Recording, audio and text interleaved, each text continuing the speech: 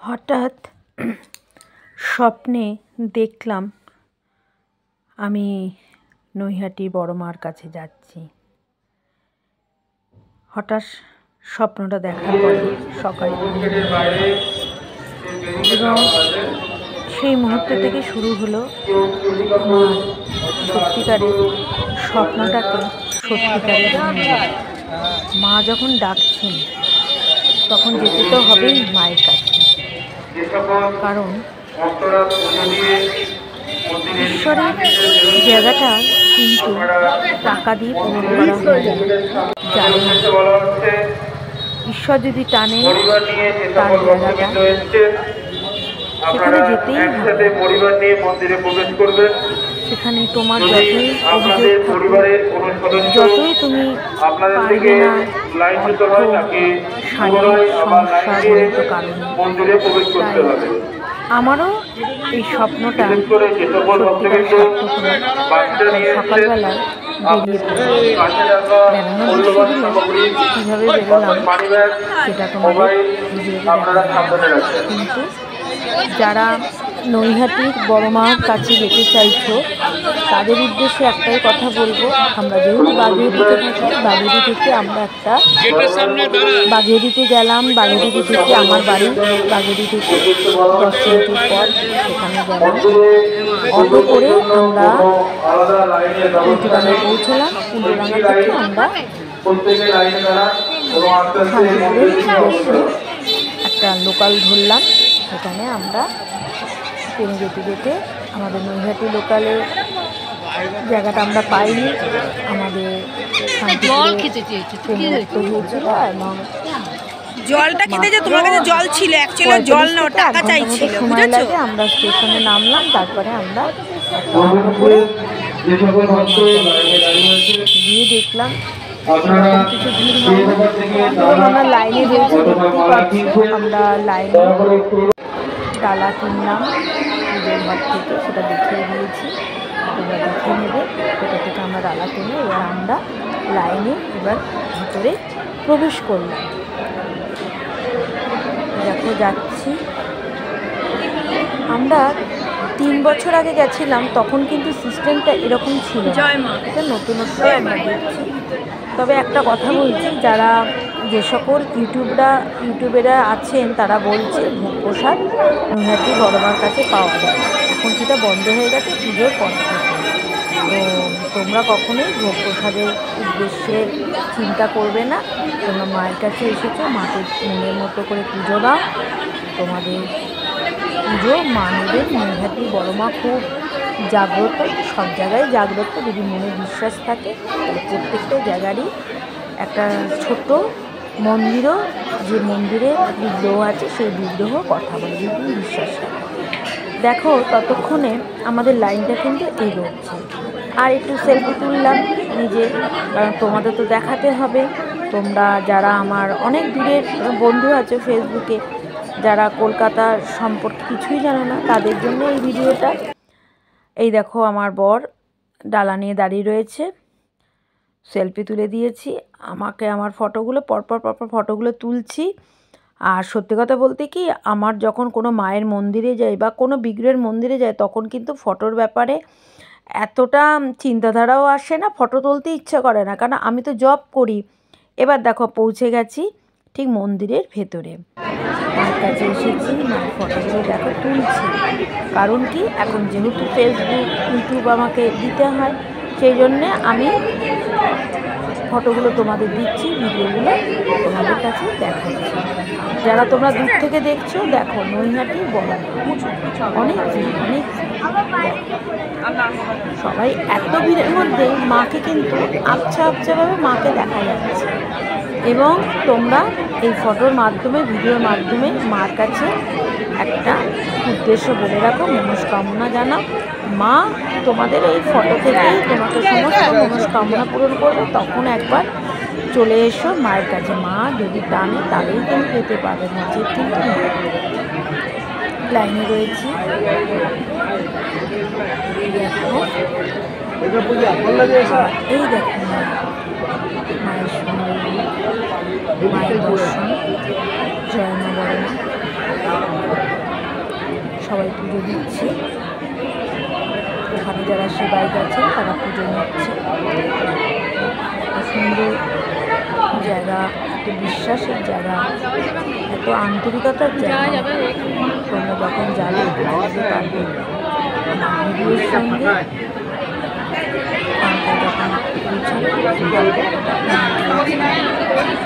বড় মা কিন্তু আমাদের সমস্ত ইচ্ছে পূরণ করে।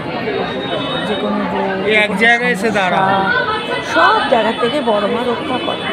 হারিয়ে যাবে নইলে ধাক্কাতে, তোমার হাতে তো দিতে হবে জিনিসটা। মা যখন তোমাকে ডেকে নিয়ে যাবে মা কিন্তু মা কাছে মা অনেকখানি কাছে চাই, তাই তো মা তোমাদের ডাকবে। আমি স্বপ্ন পেয়েছিলাম বড় মার কাছে, সেটা সত্যি গো।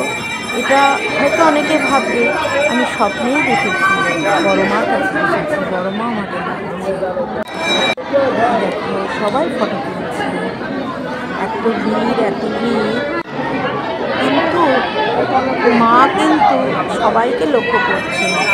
মা সমস্ত ভক্তদের বাসনা বোঝে, মনোকামনা বোঝে। মা খুব জাগ্রত। একটিবার আমি বলবো মায়ের কাছে একটিবার যাও, সমস্যা থাকবে এবং সমাধানও মাই ব্যবস্থা। আমরা সকালবেলায় ঘুম থেকে উঠেই যে বললাম ভোরবেলা ঘুম ভেঙে গেল, কোনো উদ্দেশ্য ছিল না, কোনো ইচ্ছাও ছিল না, কোনো পরিকল্পনাও ছিল না, কিন্তু চলে গেল বড় মার কাছে। বড় মা যে ডাকছে, বড় মা ভক্তকে ডাকছে, মা সন্তানকে ডাকছে, মা মেয়েকে ডাকছে। আর যাবো না? আর আমার বর জানো তো, যদি কোনো ঠাকুরের জায়গায় বলি, আমার বর কিন্তু একেবারে আমার সমস্ত কথা শুনে আমরা বেরিয়ে পড়েছি। আমাদের তো কোনো জামা কাপড় রেডি ছিল না, আমার কাঁচা জামা রয়েছে, আমার বরেরও কাঁচা জামা। শুধু আমি আমার শাশুড়িকে সকালবেলা ভোরবেলা ফোন করলো যে তুমি একটু তৈরি হয়ে না, তো উনিও তৈরি হয়ে নি। দেখো মা না ডাকলে কিন্তু মা কখনো কোনো কিচ্ছু করা যায় না, ঈশ্বর যদি ডাকে। দেখো সেলফি তুলেছি, ফটো তুলে তোমার বর দেখো দাঁড়িয়ে উদ্দেশ্য জব করছে, আর আমি তো মনে মনে জব করছি। আর উদ্দেশ্য তোমাদের কাছে পৌঁছে দেবো আমার ভিডিওগুলো, সেই কারণে ভিডিও তুলছি। দেখো মাঝখানে একটু হয়ে গেছে, সাইড হয়ে গেছে না, কিছু দেখা যাচ্ছে না, কিন্তু মা আছে, মা ওইখানে কিন্তু মা আছে, সেটাই কিছুক্ষণ পরেই তোমাদের দেখাচ্ছি। তো এতটাই শান্তির জায়গায় অনেক কিছু ভাবনা, অনেক রকম দুশ্চিন্তা আমাদের জীবনে থাকে, কিন্তু যেই মুহূর্তে তুমি মায়ের মন্দিরে পৌঁছে যাবে না, তখন মা তোমাকে এসব কিচ্ছু ভাবাতে দেবে না, শুধু মা আর তোমার মধ্যে মিলন।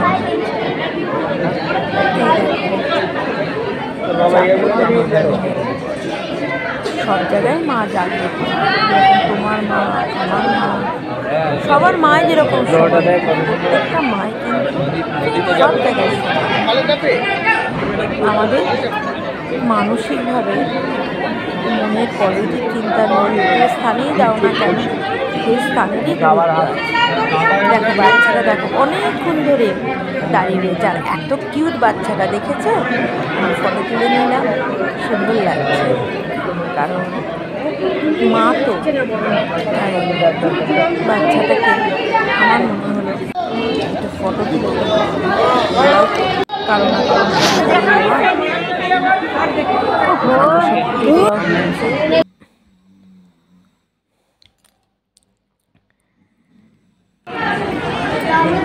একদম সামনাসামনি মায়ের ফটো তুলেছে, দাঁড়িয়ে দাঁড়িয়ে জব করছি আর ফটো তুলছি, আমাকে কিন্তু কেউ কিছু বলছে না, কারণ মা তো আমাকে ডেকেছে না, তার কিচ্ছু বলার এখানে আমার যেখান থেকে আমরা পুজোর ভান্ডার নিয়েছিলাম, পূজা মিষ্টান্ন ভান্ডার, এখানে আবার দুজনে সেলফি তুলে দিলাম, মানে আমার শাশুড়ির আর আমার হাজব্যান্ডের ফটো তুলে দিয়েছি, দেখেছো তো? কারণ এটা সাক্ষী থাকবে যেদিনকে আমার মানে শাশুড়ি, দেখো সবাই তো সমান যায় না, মানুষ তো মানে মরণশীল, তা সুতরাং এই ফটোগুলো কিন্তু আমি তুলে রাখলাম। এই দেখো আমার হাজব্যান্ড একটু মানে মায়ের বিগ্রহ তোলাটা একদম পছন্দ করে না। আমি এই ফটোটা তুলে দিলাম, একটা বাচ্চা ছেলে ছিল পূজার ভাণ্ডারের ওখানে। আমি বললাম বাবু আমাকে একটা ফটো তুলে দাও তো। এগুলো কিন্তু আমার হাজব্যান্ডের সাথে এবার টাকা পয়সা মনে দিচ্ছি। ওখান থেকে আমরা ডালি নিয়েছিলাম। আগে তুমি ডালি নিয়ে যাও, দুটো রাখবে ওখানে, যে অনেক পূজা ভাণ্ডার আছে, সেটা যে কোনো তোমার যে ভাণ্ডার তোমার পছন্দ হয় ওখান থেকে তোমরা কোনো ফোন নম্বর দেওয়া হয়েছে, এখানে তোমাদের এখানে সব পুজো আর যার যার পুজো আলাদা করে দিয়েছে। আমরা পুজো দিয়ে এসেছি আমি আমার বরের নামে। দেখো মায়ের অনেক ফটো আছে। আমি কিন্তু একটা ফটো নিয়ে এসেছিলাম ছোট্ট, মানে আমি আমার আলমারিতে ফটোটা রেখে দিয়েছি, কারণ আমার ঠাকুরের জায়গায় প্রচুর ফটো আছে। এই জন্য আমার বর বলছে আর তোমাকে ফটো নিয়ে দেবো না, মাকে হৃদয়ে রাখো। তা আমি সেই মতো করে খালি একটা ফটো নিয়ে এসেছি। মাকে সাথী হিসেবে মা আমার সঙ্গে থাকবে।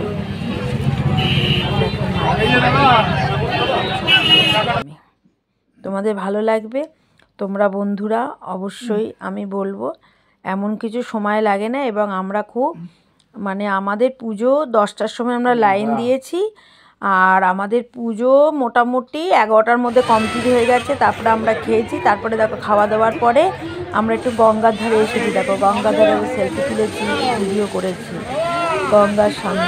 হ্যাঁ, আমরা ওখানে ফটো তুলেছি।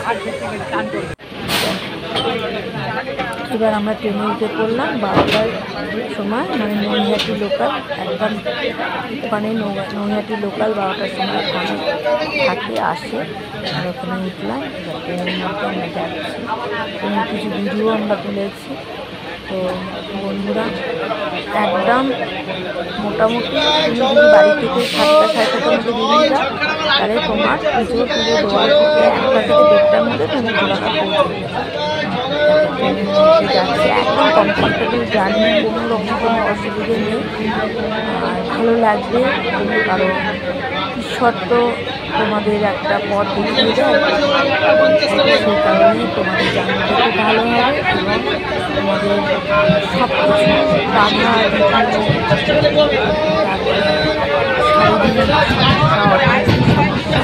মায়ের কাছে জানিয়ে আর মা কিন্তু পথ দেখিয়ে দেয়।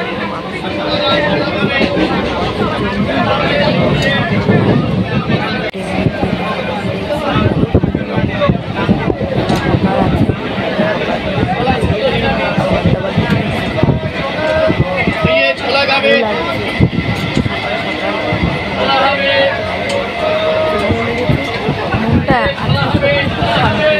না মা আমাকে স্বপ্নে দেখা দিয়েছে। আমি এর মধ্যে আমি বহুবার ভেবেছিলাম মাকে দর্শন করবো, কিন্তু আজ পর্যন্ত আমার 3 বছরে প্রথম গেছিলাম আমার ফ্যামিলির লোকের সঙ্গে, আমার ভাইয়ের আমি আমার হাজব্যান্ডকে নিয়ে গেছিলাম। তারপর থেকে কিন্তু যতবার চেষ্টা করেছি যাব, ততবার কত জায়গায় আমি মায়ের কাছে গেছি, কিন্তু এই মায়ের দর্শন কিন্তু আমি পাইনি, আমি যেতেই পারিনি। কিন্তু আজকে আমার এত সুন্দরভাবে মা আমাকে স্বপ্নে দেখালেন, আমি সত্যি যেতে পারিনি, কিন্তু এই স্বপ্নটা আমার থাকতে চেয়েছে। মা আমাকে দেখেছে, মা কিন্তু ডাকে, ঠিক কথা, মা কিন্তু ডাকে। দেখো দেখো একটু ক্লান্তও লাগছে না, দেখেছো তো? অল্প সময়ের মধ্যে কিছু সাজবে, অল্প সময়ের মধ্যে মায়ের কাছে, কেন আমার উদ্দেশ্য আমার মাকে পুজো দেওয়ার। সমস্ত আমার বন্ধুদের, সমস্ত আমার ক্লায়েন্টদের, অফলাইন অনলাইন আমার ফ্যামিলির লোকের সবার নামে আমি মনস্কামনা জানিয়েছি। যার যেটা উদ্দেশ্য, ক্লায়েন্টের কথা জানিয়েছি, মাকে সব জানিয়েছি। তোমাদের যা যা মনস্কামনা, সেই মনস্কামনা মায়ের কাছে জানিয়েছি। সত্যি মা আছেন, মা দর্শন করেন, মা দর্শন দেয়। যদি সত্যিকারে যদি মাকে ডাকো, তুমি স্বপ্নে তুমি বড় মাকে পাবে। এই স্বপ্নে একমাত্র বড় মাকে দেখলাম। বড় মা স্বপ্নে মানুষকে টানে, তার আকর্ষণ শক্তি স্বপ্নের মাধ্যমে। এটা অনেকে হয়তো বিশ্বাস করবে বা অনেকে বিশ্বাস করবে না। সেদিনকে আমার সত্যিকারের আমার স্বপ্ন, সকালবেলায় আমি তৈরি হয়ে গেলাম, আমার বরকে বললাম চলো আজকে আমাদের যেতেই হবে, মা আমাকে ডাকছে। সত্যি এত সুন্দর কমফোর্টেবল জার্নি। আর সবচেয়ে বড় কথা জানো, যখন আমরা বাড়ির দিকে আসলাম তখন পথে একজন মহিলার সঙ্গে আমাদের যোগাযোগ হলো, একজন মা ছেলের সঙ্গে, তারা আমাদের দেখে তাদের প্রসাদ দিলাম, তাদের এত ভালো লেগেছে, আমাকে বললো যে তোমার তো ভালোই হবে। আমি বললাম যে না না, নিশ্চয়ই ভালো হবে, তুমি মা, তোমার সন্তানের জন্য প্রসাদ দিলাম, ফুল দিলাম। আর এতটাই মনের শান্তি পেলাম যে আমি একজনের মানুষকে প্রসাদ দিয়ে, বড় মার প্রসাদ, শুনেছি প্রসাদ সবাইকে ভাগ করে দিতে হয়, তাই বড় মার প্রসাদ আমি দিলাম। উনি এত সুন্দর তৃপ্তি করে প্রসাদটা নিয়ে গেল। উনি বললেন ওনার হাজব্যান্ডকেও অল্প একটু প্রসাদের মধ্যে উনি ওনার হাজব্যান্ডকে প্রসাদটা দেবে। তাই বলছি ঈশ্বর আছে, ঈশ্বর থাকবে, একটু ভক্তি, একটু পজিটিভ চিন্তা, আর জীবনের আমাদের সমস্যা থাকবে, সমাধানের রাস্তাও কিন্তু ঈশ্বর বার করে দেবে। তাই বন্ধুরা, একদিন হলেও তোমরা বড় মার মন্দিরে যাও, গিয়ে বড় মাকে দর্শন করো, বড় মা তোমার পথ দেখিয়ে দেবে। তোমরা ভালো থাকবে। যারা ইউটিউব থেকে দেখবে তারা সাবস্ক্রাইব করে দেবে আর অন্যান্য নিয়মগুলোর বজায় করবে। আর যারা ফেসবুক থেকে দেখবে তারা তোমরা লাইক, কমেন্ট, শেয়ার করে দেবে, কারণ তোমাদের একটি শেয়ারে আমার এই ভিডিওটা অনেক মানুষের কাছে পৌঁছাবে। এবং মায়ের মাহাত্ম্য, যদি বিপদে পড়ো, যদি কোনো শারীরিকভাবে অসুস্থ হও, তাহলে মাকে জানাও, মা তোমাদের সুস্থ করে দেবে। আমি বলছি তোমরা ভালো থাকবে, সুস্থ থাকবে। দেখো ছবিগুলো কীরকম, দেখো গঙ্গার ধারে ফটোগুলো তুলেছি, মনে একটা প্রশান্তি। সকালবেলা গঙ্গার ধারে ভাবতেই পারি না যে মা আমাকে সত্যিকারে স্বপ্নটা আমার সত্যি সার্থক হবে। তাই বন্ধুরা, তোমরাও এসো, বড় মাকে হৃদয়ে রাখো, মনে রাখো, আর বড় মার জপ করো, ঈশ্বরকে মানো, ঈশ্বর সমস্যার সমাধান করে দেয়। মানুষ যখন বিপদে পড়ে তখন মানুষ কিং কর্তব্য বিমূঢ় হয়ে পড়ে। তাই বন্ধুরা, আমি বলবো কখনো বিপদে ধৈর্য হারিও না, বিপদে সবসময় ধৈর্যটাকে বেশি করে রাখবে আর ঈশ্বরের কাছে সমর্পণ করবে। যে কোনো ঈশ্বর তোমাকে একটা না একটা পথ দেখাবেন। যদি শারীরিক, মানসিক, অর্থনৈতিকভাবে যে সমস্যাতেই তুমি পড়ো না কেন, ঈশ্বর তোমাকে রক্ষা করবেই করবে। এটা আমি জোর দিয়ে বলছি। আমার জীবনের অনেক কিছু ঘটনা, যে ঘটনা ঈশ্বর ছাড়া